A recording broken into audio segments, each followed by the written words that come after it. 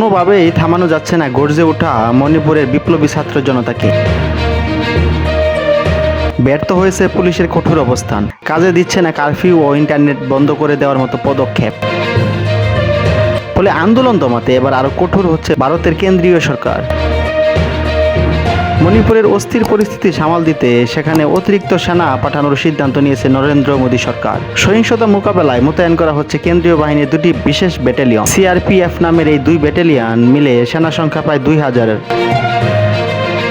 ভারতীয় গণমাধ্যমগুলোর সূত্রে জানা যায় 58 নম্বর ব্যাটালিয়নকে তেলেঙ্গানা থেকে এবং 112 নম্বর ব্যাটালিয়নকে ঝাড়খণ্ড থেকে পাঠানো হচ্ছে। প্রথম ইউনিটটি মণিপুরের চোরাচাঁদপুর এবং দ্বিতীয়টি রাজধানীর ইম্ফলের চারপাশে দায়িত্ব পালন করবে।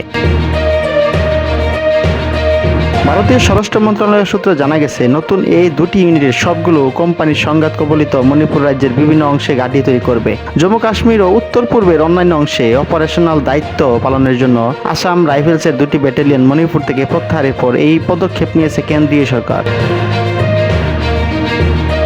ভারতীয় স্বরাষ্ট্র মন্ত্রণালয়ের নির্দেশে বলা হয়েছে, নতুন এই দুটি ইউনিটের সব কোম্পানিকে সংঘাত কবলিত রাজ্যের বিভিন্ন অংশে ঘাঁটি তৈরি করতে হবে।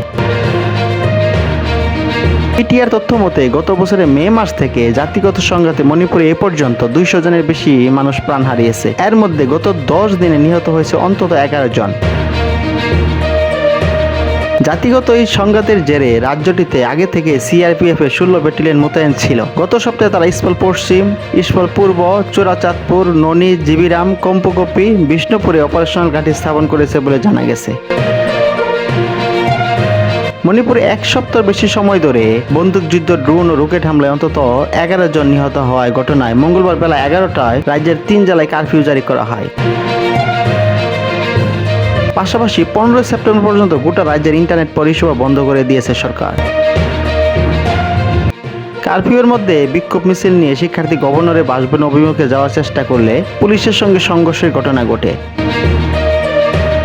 সামাজিক মাধ্যমে প্রকাশিত বিভিন্ন ভিডিওতে দেখা গেছে, কারফিউ চলাকালে ইম্ফলে মণিপুর বিশ্ববিদ্যালয়ের শিক্ষার্থী ও আইন শৃঙ্খলা পরিস্থিতি নিয়ন্ত্রণের চেষ্টা করেছেন যৌথ নিরাপত্তা বাহিনীর সদস্যরা। অশান্তি রুখতে দেশটির কেন্দ্রীয় স্বরাষ্ট্রমন্ত্রী অমিত শাহকে কড়া ভাষায় চিঠি দিয়েছেন মণিপুরের কংগ্রেস বিধায়ক বিমল আকুইজাম।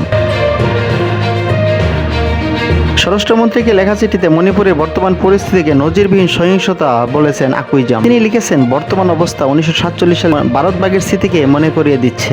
মণিপুরে গত কয়েকদিনের সহিংসতায় কমপক্ষে 11 জন নিহত হয়েছেন। এছাড়া আন্দোলনরত শিক্ষার্থীদের সঙ্গে পুলিশের সংঘর্ষের ঘটনায় আহত হয়েছেন প্রায় 100 জন। কারফিউ চলাকালে বিক্ষোভকারী শিক্ষার্থী ও পুলিশের মধ্যে সংঘর্ষে এখন রাজ্য জুড়ে থমথমে অবস্থা বিরাজ করছে।